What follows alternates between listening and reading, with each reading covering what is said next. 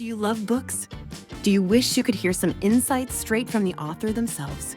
Join Sam Hankin, your host, as he interviews top-selling book authors and dives into interesting and unforgettable discussions here at the Avid Reader. Hi, everyone. Welcome to another edition of the Avid Reader, brought to you by Wellington Square Bookshop. Our guest today is Thurston Moore, author of Sonic Life, a Memoir. And as many of you will no doubt recall, Thurston was the leader of the band Sonic Youth, who, emerging from what was called then the No Wave movement, if you will, that was in the early 80s. And their seminal album, Daydream Nation, is considered a hallmark landmark in alternative music. It was followed by Goo and Dirt Laundry in the early 90s.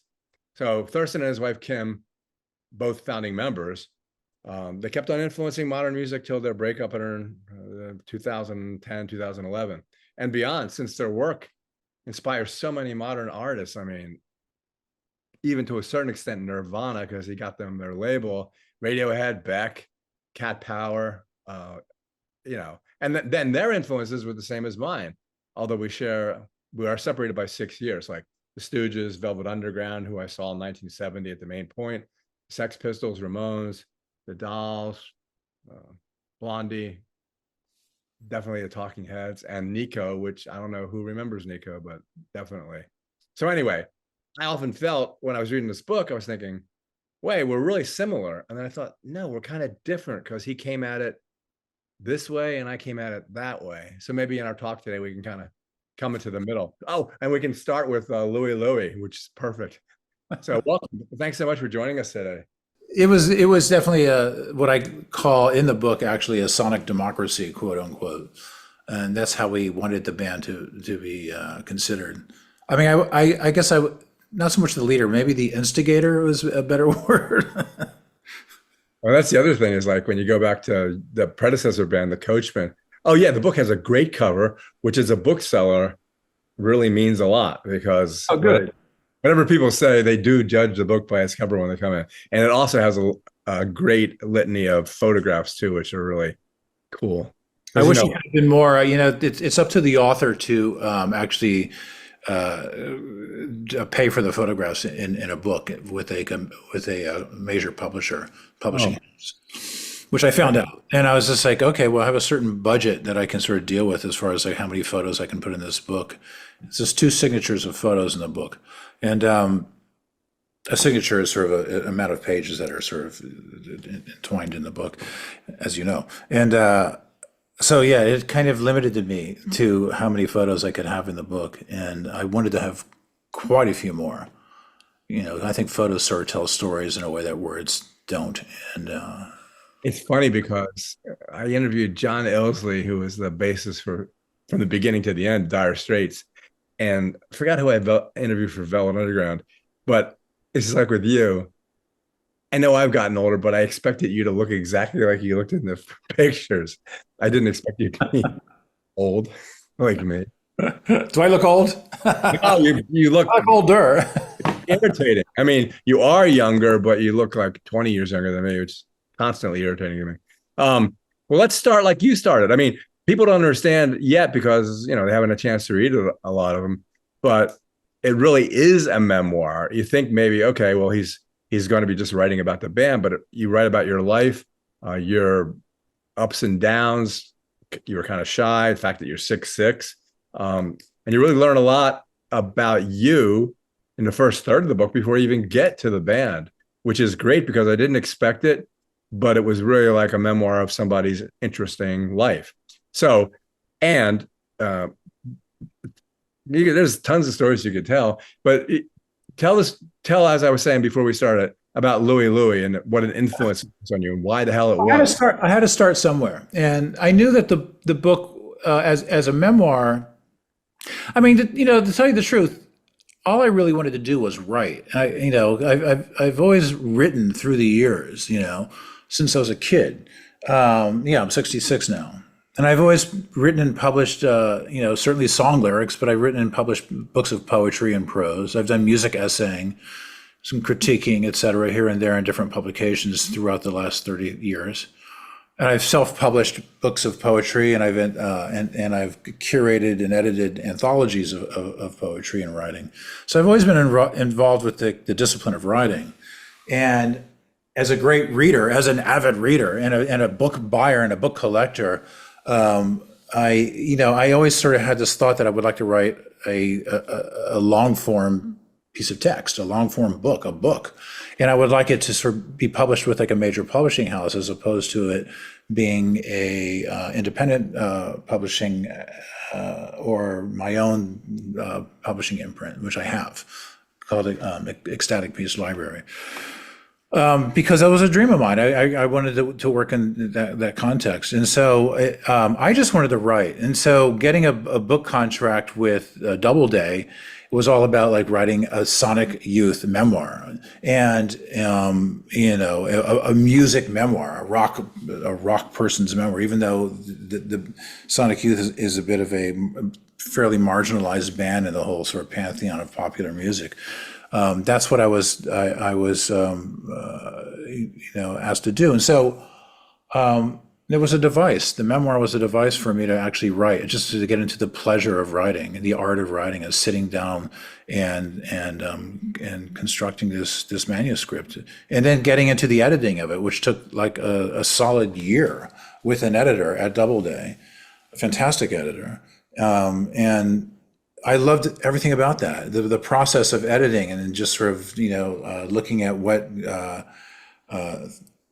300 to 400 pages can look like after handing in a manuscript that was 800 pages, So I had to start I had to start somewhere. And so I started with this first kind of momentous situation that dealt with like my love for rock music, rock and roll, like electric guitar. And that was, having a brother 5 years older than I who brought in Louie Louie, and like when that record came out in '63, and wondering what that was, and knowing that it had something to do with what was coming up in the uprising of the Beatles and pop music at that time.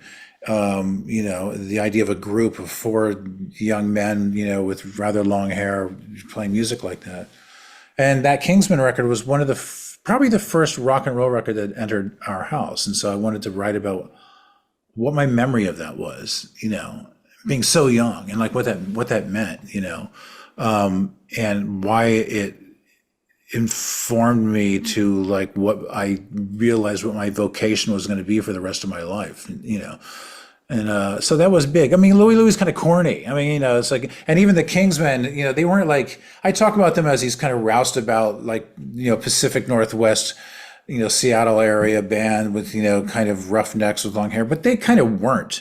There were some bands, actually, there's a band called the Sonics, funnily enough, from that same area, who were far more sort of dangerous looking, and their music was a bit more rowdy. The Kingsmen were kind of clean cut, and they're a little more polite, but they did have this international hit of Louie Louie, and they weren't the first band to cover that song, but they were the band that sort of struck gold with it on AM radio. Yeah, you can watch some of the YouTube videos of those old Tammy shows where they had everyone from James Brown and the Supremes to the Rolling Stones, and they're on it too. And there was one called the Cannibals or something like that were really. But yeah, if you go back to that, see, I guess you were like 5 years old, right? I was a kid. I was born in '58. Yeah. So yeah, when it came out, yeah, you were 5. Yeah.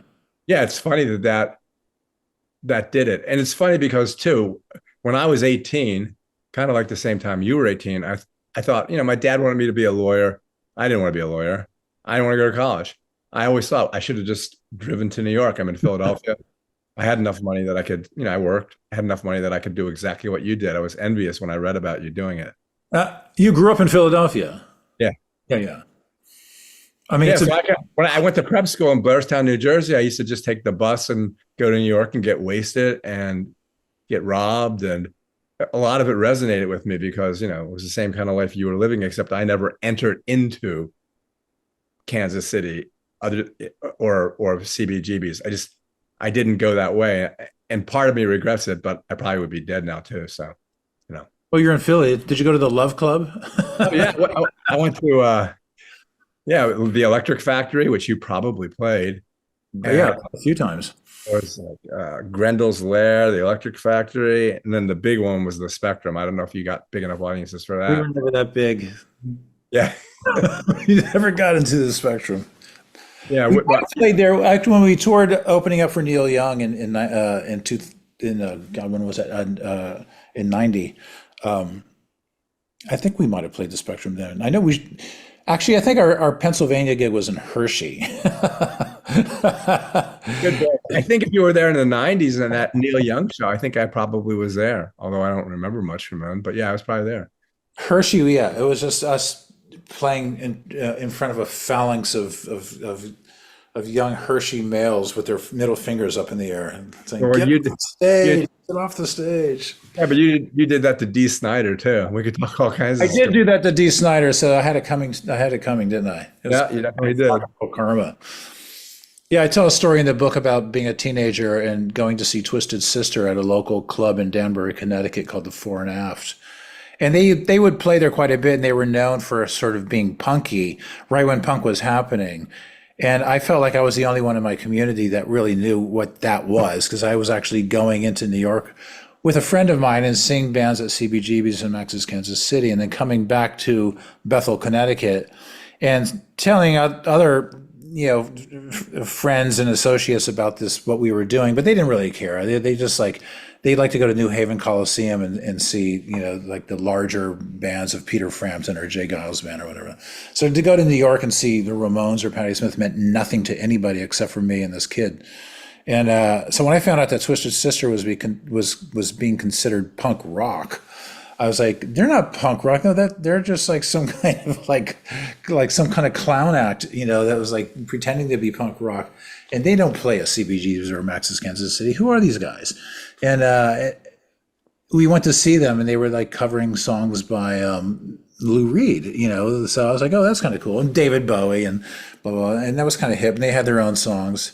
They weren't a bad band. They were actually a really good band, Twisted Sister.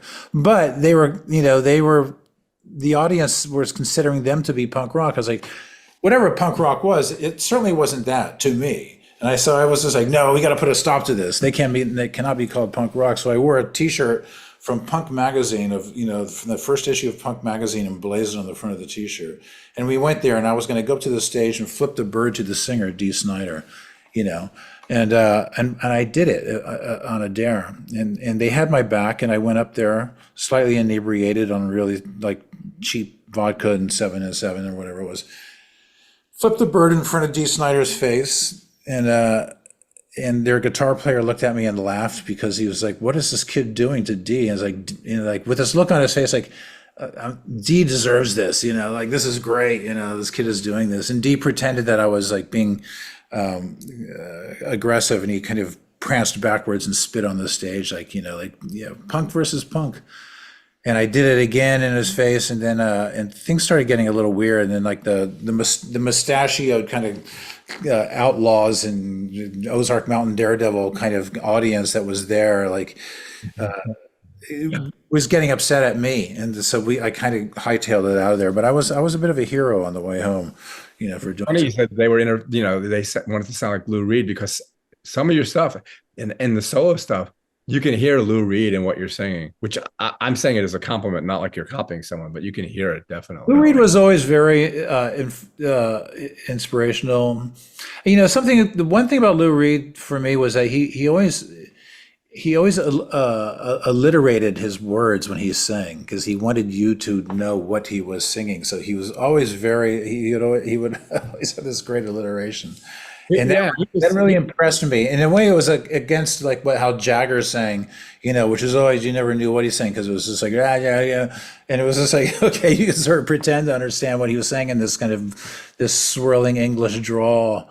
Whereas Lou Reed was very specific in his words. Frank Zappa was like that too. It was like you could really sort of understand every word. Well, you were saying it's like the writing. They're very intelligent, articulate people who are writing poetry and then singing it, especially like when he does Ocean or something like that, where it's just him talking, but it's this wonderful hypnotic voice that just draws you in immediately. Well, he was a very literate. He was a very literate artist in the context of rock music. But that was coming out of certainly coming out of Dylan in the '60s, But it also coming out of. I mean, you look at the writing of McCartney and Lennon. I mean, these guys are very well read. I mean, they're certainly McCartney is, and I think when you listen to Jagger and Richards, I mean, Jagger would always talk about a lot of the songs on Exile on Main Street being the lyrically being informed by the cut-up method of William Burroughs and Brian Geisen, which is like, well, that's interesting. I mean, I didn't really hear about that until like 30 years later. Like, that's how you were writing some of your songs. David Bowie obviously was somebody who really sort of had probably an amazing library. He once said, I mean, before he died, he said, the one thing I regret before I leave this world is that I will never be able to read every single book that I have in my library, which is like, oh yeah, I can concur with that feeling as well. That was interesting. That was the music I was attracted to. Music that was had sort of a literate kind of connection. It didn't have to, but it certainly was something that appealed to me, Yeah, and since you mentioned Bowie, the relationship between Bowie and Iggy Stooge as well, Iggy always talked about like how, I mean, his father was an English teacher. So was, these are young artists who are really into literature and transposing it in their own work and into being singers in bands. And it's mostly they're singers. I mean, Louis interesting to me because he's also really interested in the mechanics of guitar playing and like how a guitar can be more than what it usually is in the traditional tropes of a rock song, So introducing this kind of hyper strumming, effect in his playing, his usage of electric guitar feedback with the amplifier. Yeah, like Keith Richards, 5-string open tuning, and then everyone talks about you guys saying, strange tuning. I mean, that's what you influence. And yeah, it's funny because as I'm reading it, I'm thinking, okay, because I was listening to everything as I was reading it, which was, and I did listen to like 10 versions of Louie. It's just 10. Yeah, they're all there, on the right-hand side. I just keep listening to more of them. But one of the things, and the other person who you really admired, maybe the most in the book, you tell me if I'm wrong, is Patti Smith. And there's another incredibly literate person. Oh yeah, very much so. Yeah. I mean, her whole self-penned campaign for Horses, her first album, page ads that said merging rock and roll with the word, she was, and yeah, of course. I mean, Patti's photos of promotional photos of Patti had her sitting there, reading Naked Lunch by Burroughs as her promotional photos, which is, which was extremely alluring. I mean, yeah, she was. My attraction to her was always about her writing, and I knew her writing when she was primarily just a music writer, and so her byline in music journalism was always really exciting to see. It was always lowercase, and it was always about having this really immediate kind of emotional take on what this record sounded like or what this artist meant to her.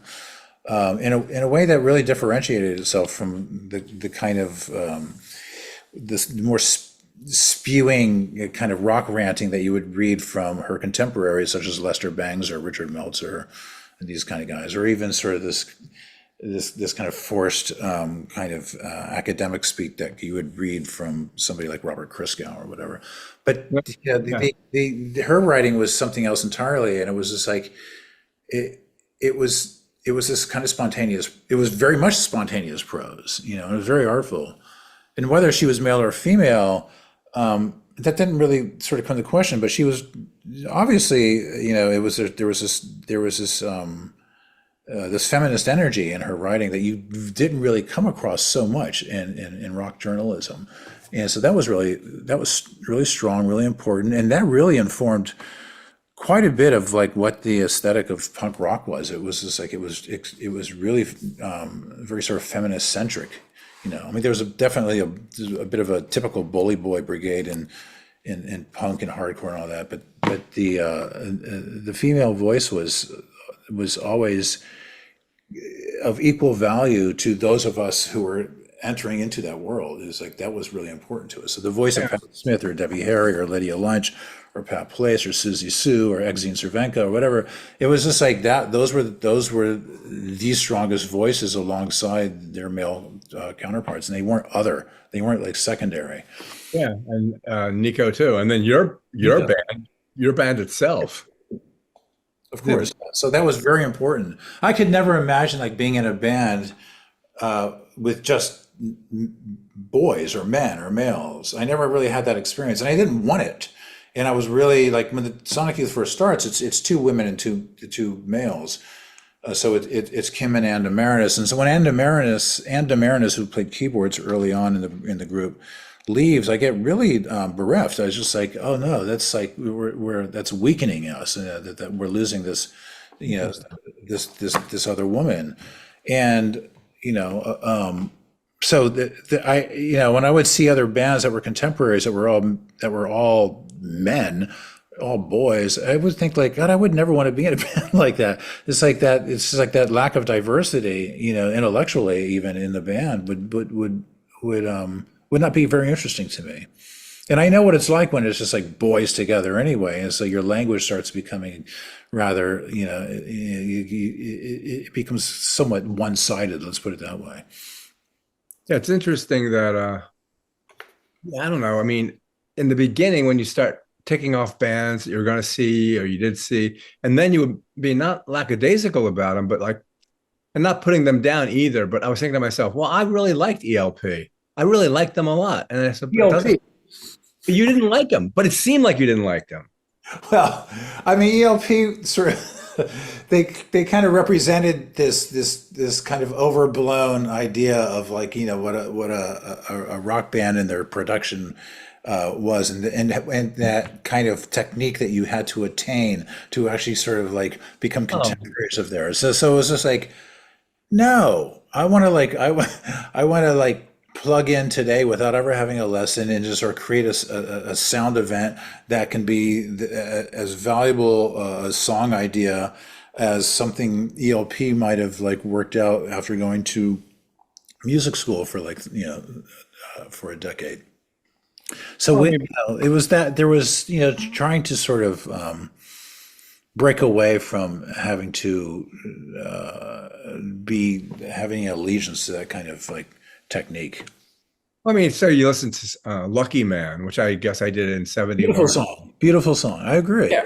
And you think, it's like a bravura performance of something that it's unique because no one else has ever made a song like Lucky Man, whether you think it's gimmicky that they use that synthesizer that way.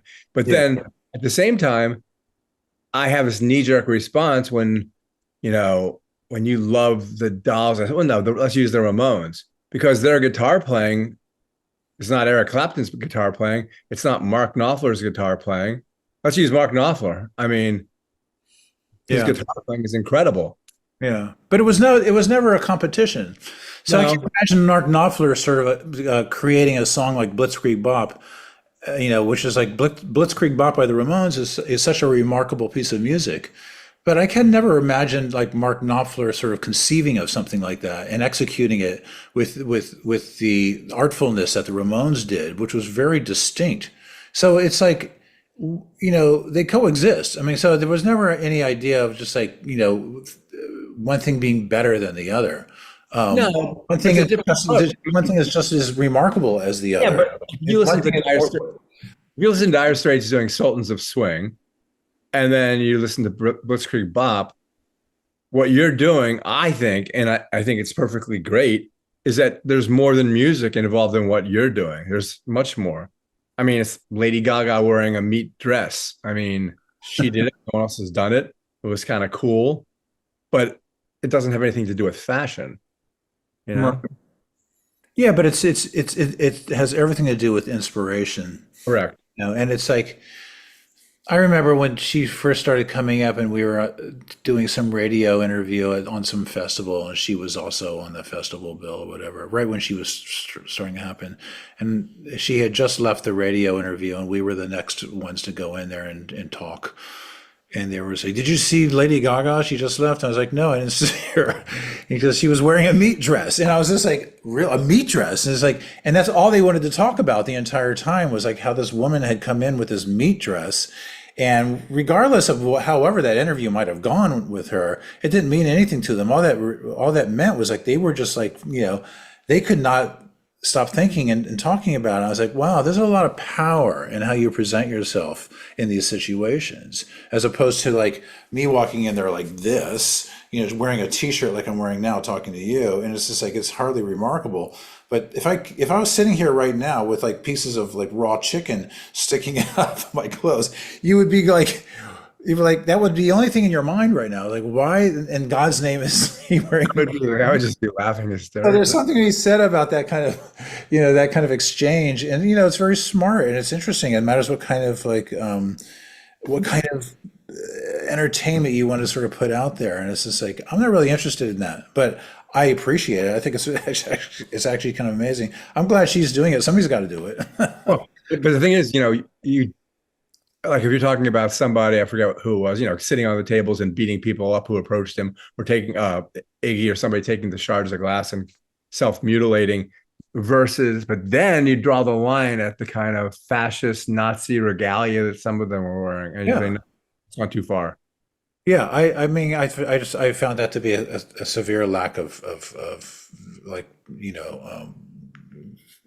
moral imagination. I mean, it's just like that kind of offense is really personal, So I mean, if you're gonna go up on stage and sort of like slice your chest open and spread the wounds of the blood drips out, it's like, yeah, you might be grossed out by that, or you might just be like, oh my God, that's amazing, like a pro wrestling thing. But there's nothing ideologically like offensive about it, as opposed to like wearing like a swastika. That's ideologically offensive. That's just like, no, I don't have any time for that. And I understand, it's just like when teenagers were doing that in the late 70s in the context of punk rock, it was just sort of like there was this idea of like there's nothing really sacred, and it was taking these symbols and just sort of like repurposing them for shock value. It just it was just like it was also very juvenile intellectually. I think almost every person who festooned themselves as such in that world has regretted it. I mean, they've talked about it. And I talk in my book, I said the only one who you never hear any regrets from is Sid Vicious. It's because he died before he could ever actually really think about such a thing, or if you actually really believe in such a thing, you devote your life to being like being a Nazi punk. But as Joe Biafra, surrounded all of us together and said like, Nazi punks, fuck off. It's like that was our belief. So going back and trying to sell the book, so let's go back into the meat of it. It's interesting, that for the first third of the book, one of the protagonists is a car, your '68 Beetle. And talk about that. And your friend Ralph too was so cool. Harold. Yeah, Harold. It was just one of those things that you had to. For me, it was like there was a calling there, and I was just like, the fact that it was something that I would see in journalism. So I was really interested in journalism, thinking like, that'll be my future. I'll be a journalist. I'll be a writer. To me, the writers writing about bands and music and records were as interesting and curious as the personalities they were talking about. So people like Lester Bangs or Patti Smith, the aesthetics of their writing and who they were as writers, sometimes you would see their pictures along with their bylines. I was more interested in them as I was in who they were writing about, whether it was Iggy Pop or Dwayne Allman, for God's sakes. It didn't really matter. I wanted to know who those writers were. So when Patti made a record, it was so audacious to me. It's like, wow, a writer made a record, like breaking to the other side, and that was, I sent away for that immediately in '75 to hear that first single she did called Hey Joe. her cover of Hey Joe, and the poetry piece on the other side, Piss Factory. So to me, it was just like, how do I get to where these people are, and where's this music they're talking about? Where does it exist? And because you could hardly find it, when you kept hearing about the New York Dolls, but who had the New York Dolls record in like small town Connecticut? When you finally see it, for me, it's like, I want that. I don't care about these other records that by Led Zeppelin or ELP or ES or whatever, all of which I was okay with. I mean, I listened to everything, and I had an older brother, and so all these records are around. But that was just so, just really from the margins. And it was really something about it that was risque and dangerous. These men dressed up as women on the cover, sitting on a couch looking like they were like bored teenage girls, and I was just like, wow. And the music was really rambunctious and again, very literate, and having a lot of fun. Where are these people hanging out? So I wanted to go immediately to where that was. As soon as I got a driver's license in mid-70s, it was you could get a driver's license at 16 years old, and so it was one of those things where I started figuring out how to do it. It wasn't so far from where I was living; it was an hour and a half away to get to New York, and jumping in this white Volkswagen Beetle that we had in the family. My father passed away in '76, so that car just sort of became like mine, and my mother she had like a station wagon, like a Ford station wagon. She would she never really used the Volkswagen Bug. So I had it, I just drove it to the ground, and it would fall apart on the highway, and I'd have to get out and have my legs out on the highway while I was trying to attach the accelerator pedal back. Yeah. My father always had that Ford Country Squire. Yeah. We had the wood paneled Ford. Yeah. Square, and I drove that to the ground as well, that big clunky car. You were just hopping over curbs with it. And that station wagon was a workhorse. You could fit 18 people in it, and you had to turn the wheel 4 times. Yeah, exactly. Yeah, power steering was not really the norm at that point. So yeah, you sort of, it was really turning a tow truck or something.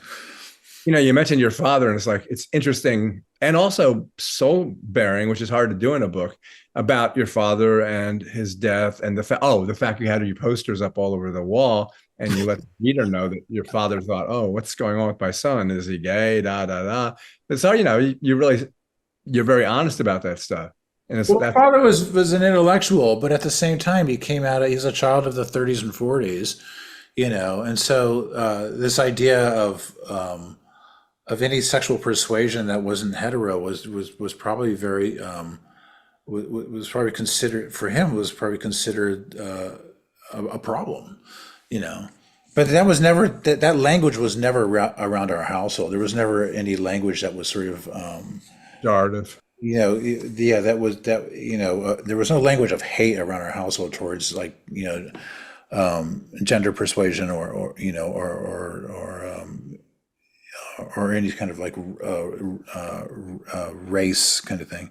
That didn't exist, and luckily enough. But yeah, I always remember that because I had pictures of ripped out of the magazines of Brian Ferry, or Jim Dandy from Black Oak, Arkansas, just everybody. But they happened to be mostly men, and a lot of them were really pouty with their shirts off, and their blown hair in the wind, and the more freakish, the more I liked it, Frank Zappa sitting on the toilet, that kind of thing, or Captain Beefheart, and especially Iggy, Iggy Pop, So I had these things all over my walls. And at some point he came in, and it was just, I remember him looking around, who are all these men? Why are you attracted to this? It's I find this a little strange. And it's that you're attracted to these photos of men everywhere. And I remember thinking oh, he thinks maybe I have, some tendencies towards, an interest in men in that way. Plus, you were hanging around with Harold too. And my friend Harold was, he was gay. He was somewhat closeted, but he was demonstrably gay. And that never really got talked about until we were a little older, because teenage boys in 1975 didn't really talk about that stuff. And if you were gay, you probably sort of kept it under wraps. And he eventually confided to me. I was just like, tell me something I don't know. But, it took a few years. And, and then there was also this psychology between us where he was like, he really would have loved for me to have been his like lover. And that was never going to happen. But I understood that. But to articulate it between the two of us, the articulation wasn't there. But it did we did discuss it, when we got a little older, and he goes, you do realize I felt that way? And I was like, yeah, I do realize that. And still being a bit scared to talk about it, at that time. And he finally found like a relationship with an older man, and I would visit them and blah, blah, blah. And they finally kind of moved away from where I was. And then he passed away years later, where he was living in North Carolina with this gentleman. And, you do that you do it very poignantly in the book, like just like 2 lines of the book where he's sitting there tying your shoes and untying your shoes. And, that tells everything, like in 2 lines. Yeah. I mean, those were these moments that we were sharing. And for some reason I always remember being okay with it, but being uneasy with it as well. Like, I was like, well, I'm not interested in having a sexual relationship with this other male, and but I understand that he probably does, and the emotional conflict I had was that, like, especially in retrospect, was like, I love this person, but I didn't want to be their lover, and Right. so it was just like, but at that time it was like. I also realized that the community of people around us, as small as it was, also saw that exchange and were very looking at it askance, like, oh, what's going on there? Yeah, And definitely. then when we became best friends, always going to see punk rock together, he was the only one who was interested in that. So the other best friends that I might have had recognized that, and I never got any grief about it, but I did feel like I didn't allow it to sway me from continuing my relationship with him, which I think I could have done that, and I think a lot of younger men my age probably would have walked away from that, thinking like, well, I don't want to be associated with that because it's politically problematic. But I didn't care, and a lot of it had to do with just like my adoration for what was going on in the music and the art and the literature that we loved, which was so very much informed by a gay aesthetic, and Yeah. so many of the participants within it were gay, and so the aesthetics of punk rock, it was just like that was a forum of expression that was so welcoming to sort of like queer and gay ideas. And to me, that was like that. It was such, and continues to be such valuable work and such interesting work, remarkable work, that I thought that was like one of the greatest forums in the world. It was this all-inclusive forum, Yeah. and so that's what attracted me to it. And when I moved to New York, that was my community. My community was at least 50% gay and 50% cis, as I call it. Yeah, it's like you use the word that's not bandied about so much anymore, androgyny, especially when you're talking about certain acts where these are beautiful human beings aesthetically, but it doesn't really make any difference what sex they are. Yeah. And for me, it was all about like what my emotional connection to androgyny was, because even to this day, it's just like that culture of androgyny, whether it's gay culture, on the male side or the female side, it's like that embracing of personalized otherness in a culture that usually demonizes otherness has always been really attractive to me, for its not only for its radical sensibility, but for its profundity, how profound it is in its work, and a lot of it's defined by it being work in the face of victimization, in a culture of quote unquote traditional values. So, androgyny, yeah, I thought that, in the mid 70s, when you would read about primarily David Bowie being sort of emblematic of what androgyny is, it's like I thought like it's about this, it's about the challenge of beauty, in our culture. And I thought that was like, oh, that's a space that I kind of really want to be engaged in and be part of that experience and be part of that investigation. Even though I myself never felt the propensity to express myself, as a homosexual. I was just like, okay, I'm just like a boring red-blooded hetero, but that's just the way, and I accept that. I'm okay with that, but it's just like at the same time, I feel like, but I'm also missing out on some really cool stuff because I'm not part of this community that's like not boring white hetero. Well, yeah, and the exact opposite. Certain of the bands you admire and love and worked with are right on the edge of being,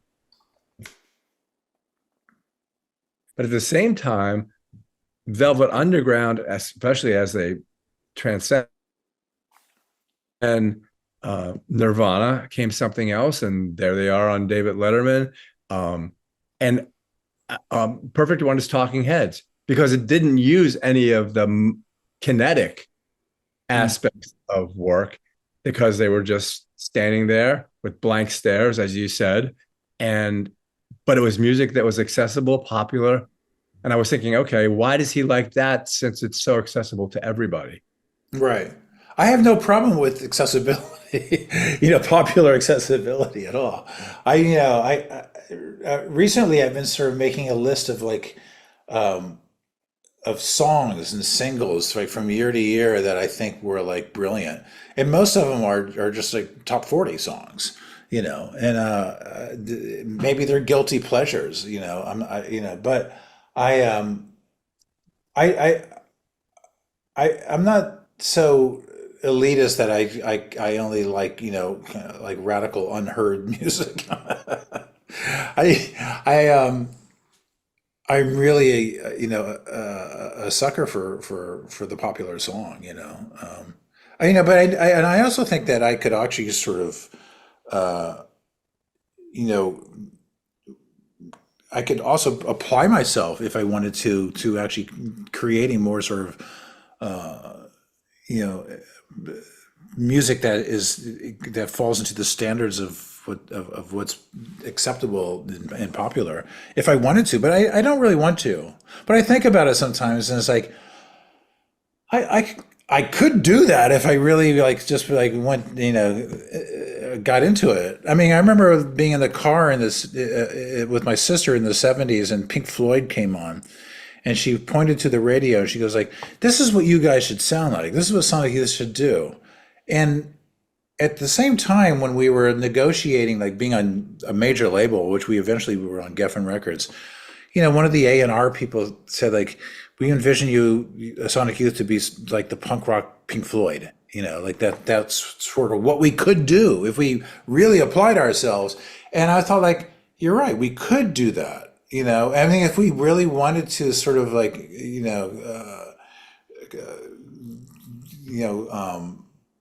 just go for the gold, and we could do that. And I was just like, but I'm not really interested in that. And so in some ways, how does that affect my love for like playing guitar, like as if I'm in the Cramps, which I'd rather be in the Cramps than I would be in Pink Floyd, to tell you the God's honest truth. But I understand, and trying to come to some kind of balance between like who the Cramps were and who Pink Floyd were, and how can we sort of exist where we sort of bring these things together. I think we brought a lot together and unified a lot of different like musical ideas in Sonic Youth. But we weren't really, half the band were very untrained, in like the typical traditional tropes of musical technique. And I would say that was me and Kim. And I think Lee was also somebody who'd been playing guitar for most of his life, he knew his way around, musical notation and the language of traditional music in guitar playing, and could sing in like in fairly pitch perfect, unlike myself or Ken. It's funny And because by the time we got Steve Shelley on drums, I mean, Steve Shelley was an incredibly accomplished drummer. he didn't have a drummer. What about like so I saw this interview with Dave Grohl and Taylor Hawkins, who I really miss. And Taylor Hawkins is saying everyone makes fun of Britney Spears, but Britney Spears says, you guys can all do whatever you want. Try writing a hit single. Exactly. I mean, there is always that, right? And I mean, there's no denying somebody like Britney Spears for me. I mean, I from day one, I always thought she was kind of great. I would not. It's not something that inspires me to like want to do that. But I mean, I don't want to do. What Eugene Ormandy does, like conducting this symphony orchestra. But I'm like, it's completely and utterly inspiring.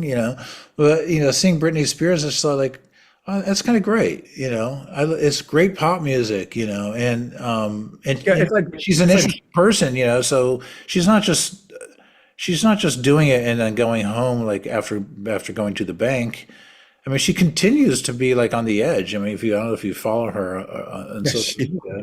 whack. It's like Yes, like it's this constant expression of self that is just like, it's like good. You are who you are, and that's like it's asking no permission. It's utterly open, and it's just like it's this exchange. It's all about sharing with the world this energy you have and this inspiration you have, no matter what it is. I mean, you might not like what she does, but I think it's just like she's an artist. Well, it's like you chasing down records. It's like Paul McCartney and John Lennon chasing down John Lee Hooker and Muddy Waters.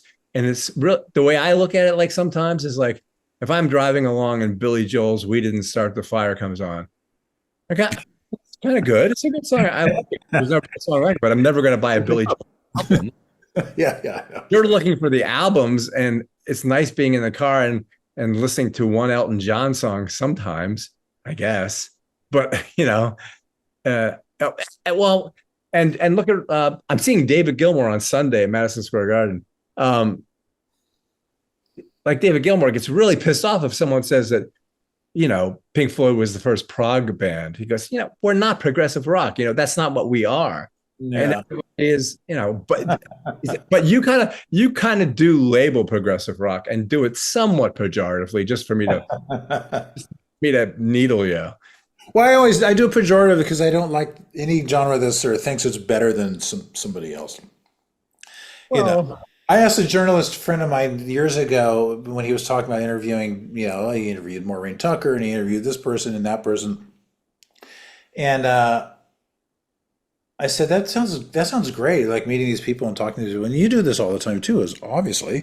And he said, yeah, the only time I don't like it is when I'm interviewing somebody and they think what they're doing is has some kind of higher value than who I am and what I'm doing. yeah. Okay, fair enough. I mean, I guess you would run into a lot of ego talking to different artists, because it's like a lot of it has to do with this necessity for acceptance, and it's like I thought about that in the last decade or so, especially going into this book. It's like, what is that? It's just like, do you really need that to be an artist? I'm sure there's people who have as much intrigue and inspiration and creative curiosity and artfulness to sort of be who they are as artists, without having to get into that exchange with an audience. That's what was intriguing about the book, is I was always looking for the penumbra. Sometimes you do kind of a black and white thing, but then there is this gray area of people who are really popular artists who are across the board. Maybe, it's like, it's like Clocks, the song Clocks. You could be 2 or 102 and it wouldn't be offensive to you. It's a perfectly inoffensive song. And What people, song? Clocks by Coldplay. Not Oasis. I don't know it. I guess I would recognize it if I heard No, it. I don't know the title, I guess. can't sing. But okay, I'll give you another one. This one is a little closer to your side, which would be like the Tubes, White Punks on Dope. Yeah. Like White Punks on Dope. I mean, I love that song. Yeah. But I can't, I don't, no one around me will let me play it at the volume it's played. I actually saw Coldplay play, and I would, at an Enemy Awards show a few years ago. And I was giving an award to Yoko Ono, and I had to read something on stage and present it to Yoko, and that was like really honorable, and I really loved it. It was an honor, and I really loved it. And but there was a bunch of bands playing, and one of them was Coldplay. He came out at the end, and they played like a mini set, and we had the option of like leaving, and I was like, no, I kind of want to see this. This is one of the most popular bands in the world right now, and they're very well loved. And I there's a hit of theirs that I've heard, and I can sort of see how it's a good song. It's really appealing and all this stuff. It's not really my thing, but they came out and they kind of like, it was sort of like, for me, it was like a real study. And it's like when you talk about playing songs loud in the car, whether it's like some kind of Elton John song that you kind of like or whatever, and you just turn it up and you listen to it, and I kind of like this, and it's very popular, and maybe it's just too popular and it's too ginchy or something. For me, it's just like, I just really like studying it, and I just like, hearing a well-worn pop hit by somebody like Elton John. It's just like, yeah, crank it up, and I kind of want to hear all the aspects of it and go like, what's making this so good? Like, what makes Crocodile Rock so very good? It's like I don't have to hear that song ever again in my life, but when it comes on, it's like there's something about the song from beginning to end, everything about it. There's some, what is making it so good, and a lot of it's really ineffable. It's just like the magic of the ineffability that goes on. And I understand that, but I do really like parsing it and analyzing it as much as I can. So when I see a band like Coldplay come out on stage, and every supermodel in the place ran towards this stage and wanted to wave their arms in the air to try to get Chris Martin's attention, and he's a good-looking young man on stage, and he has a great voice, and he really can play the piano, and he can really move around. The guy's been going to the gym, and they all look kind of like they're all good. And it was all very sort of, to me, I was looking at it, it's like, it's kind of bland and vanilla, and it's just sort of, it's pop music that really knows what buttons to push here, and what these, how to keep it in key, the key of pleasure for these, like, these young sort of well-heeled socialite people to sort of like sway their bodies to, and all this stuff was going on. And I was like, oh, there's nothing wrong with that. I mean, it's like, in some ways it is pretty much primarily dealing with one thing. It's like this exchange of pleasure.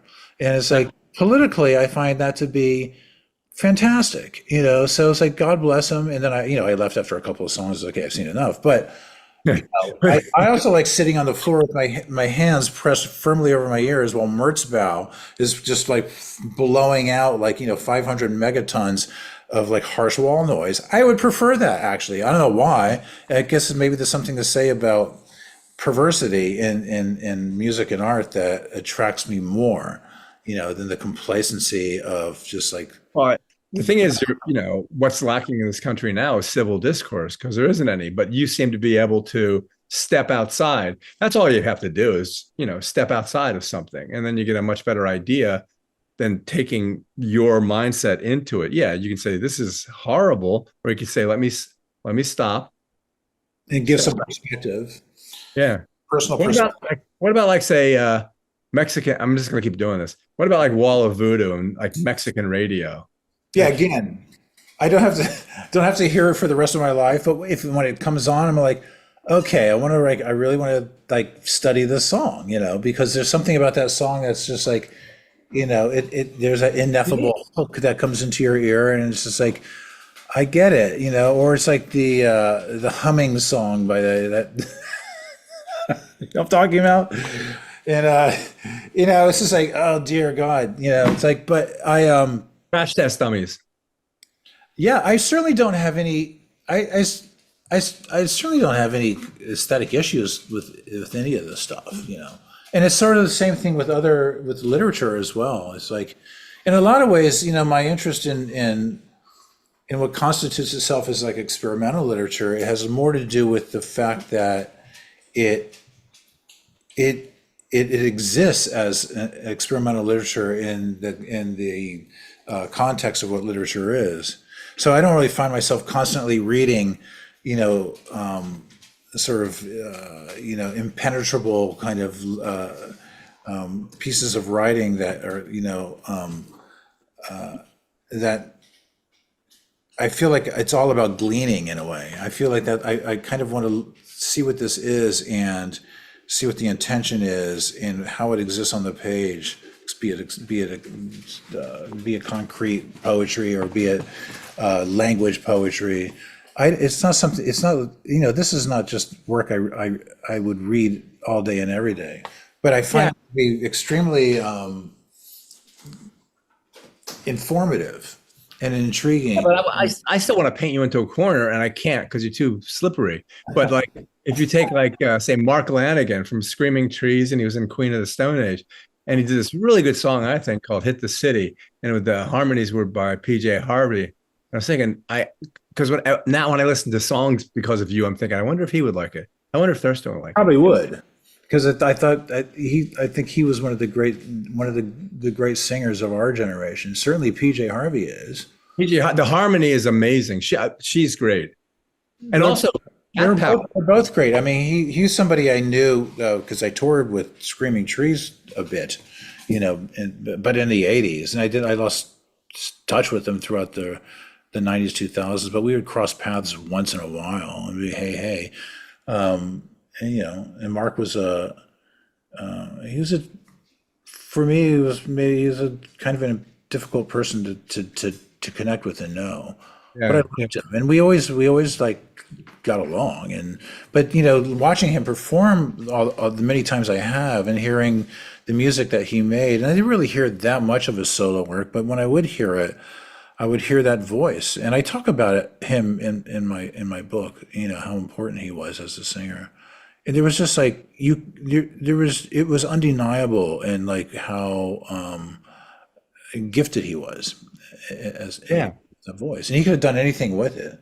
But he sort of kept it in this more sort of a traditional aspect of Americana songwriting, which is like that's where he felt comfortable and that's where he was, and that's fine. So I think maybe my interest was a little sort of curtailed because I'm kind of always looking for the experience of sitting on the floor listening to Mertzmouth with my hands over my ears. So it's just like, but I do when I keep going. You can't keep going back to that one thing though. But when I hear, seeing, just anytime I would see PJ Harvey perform, I'd be like, it's completely brilliant, And yes, it's just the way it is. And it's this last tour she did, which I didn't see, and everybody said it was great. But what I saw online, with her, with these gentlemen who are like our age playing this music behind her, and it was very kind of minimal, and it was really sort of had this great dignity to it, and it was purposefully performative, in how she sort of physically interacts on stage. And it was just like, oh, this is really sophisticated rock music coming out of our world of like, underground, experimental, post-punk, whatever you want to call it. So as we wind down here, let me ask you this, because I didn't even think about it, and don't try to not answer me by going around and around, because I wanted some answers. So now that you've written the book, and it'll be in the front table of our store, it already is actually. So like, all right, so today, right now, this moment, who are your favorite bands, groups, artists that either you feel like maybe got some of their start from you, or just that you like independently, that you listen to, if there's any, because there's very few for me. I listen to a lot of I'm gonna write these down. I listen to a lot of music that deals with like free improvisation. I really like the genre of free improvisation, especially the traditional genres that come out of the European scene of England and the Netherlands and Germany and Italy and France, that has been sort of developing this kind of shared language of just like equal value playing on the stage of this language of free improvisation that somewhat comes out of jazz history, but it really stands alone in its own sort of aesthetic of just like of free improvisation, spontaneous composition in the moment, and there's all these ideas that go on about listening and and that to me is the most interesting music because it's full of surprises and it informs a lot of what I want to do in composition. So I can sit down with a guitar afterwards and go like, be very inspired by this. That's the kind of music I like to listen to and I like to see because I find it to be, those are the most interesting musicians to watch that are kind of on this precipice of making this music work successfully in real time. And I tend to listen to that quite a bit. I tend to listen to not so much typical rock music, whether it's like classic rock or punk rock or post-punk or whatever. I feel like I've decoded that to such a degree that it's not so curious or interesting to me to put on, but I'll put it on for the sake of nostalgia sometimes. It's like, oh, this is kind of a really cool record. But even then I get a little sort of weary of listening to it. I was like, God, I've really decoded this to so much. Whereas with free improvisation music, there's a lot of similarity in like what is going on, but it's always something that is so defined by being in the moment. And that to me keeps it always fresh. I listen to classical music, not all the time, but I've as I get older and older, I get more and more fascinated by what that is because of being a young kid and listening to my father play it all the time. And it's sort of, that's always there in my brain. I listen to a lot of avant-garde jazz and also just kind of modal jazz and traditional jazz. I think jazz music, a lot of contemporary jazz music coming up. Like there's a band called, to actually name a band, there's a band called Irreversible Entanglements. That is quite great. That sort of has members from Washington, D.C. and Chicago and New York all together. And they're kind of like a contemporary, somewhat of an art ensemble group. More mothers in that group. And there's a group from D.C. called the Mesthetics, who come out of the sort of the world of Discord Records, but play a music that is kind of rock energy, hybrid of also avant-garde jazz and this kind of mix and funk, and they're kind of fantastic. There's so those two groups are two contemporary groups that I would really like point to as far as really, because to a lot of people jazz is the most non-accessible genre of music, really hard for people to understand it, especially even Miles Davis. It's really hard for people to understand what Sketches of Spain, it's like really hard to understand, one, why it is, and two, why it goes off like that, which is funny because that's very similar to what you were doing, just in a different direction. It's inaccessible to an enormous percentage of the population. Right. I mean, Sketches of Spain, records like that, those are very popular records, but they also kind of existed at especially like Kind of Blue existed at a time when there was no real pop music, didn't exist in any with any perception of being a serious music. It was always like pop music was never serious, and it didn't really become serious until you started having the 60s bands like when the Beatles became obviously seen as great songwriters, the Rolling Stones as great songwriters, and you started seeing that advent, and then you had, and then of course Bob Dylan sort of blows it all open. It's like, this is like serious music. So, and so it was this idea of like this hybrid of folk music coming into pop music. So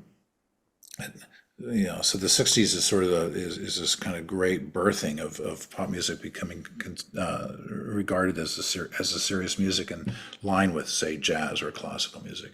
And jazz wasn't really considered even serious music until it was really recognized as America's classical music.